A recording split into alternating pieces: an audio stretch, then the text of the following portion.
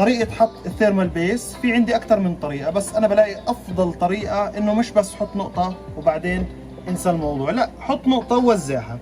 هلا في أكثر من طريقة للتوزيع، في طريقة نفسها هيك بتوزعها، وفي طريقة بالبليد حسب نوع الثيرمال بيس اللي أنت عم بتحطه. إذا أنت حطيت ثيرمال بيس طري فهو عم بتوزع عن طريق راسية السترنج. إذا حطيت ثيرمال بيس لزج بدك تحركه بالبليد. تمام. هاي الطبقة كتير ممتازة اللي أنا حطيتها. هلا شو بجي بسوي؟ باجي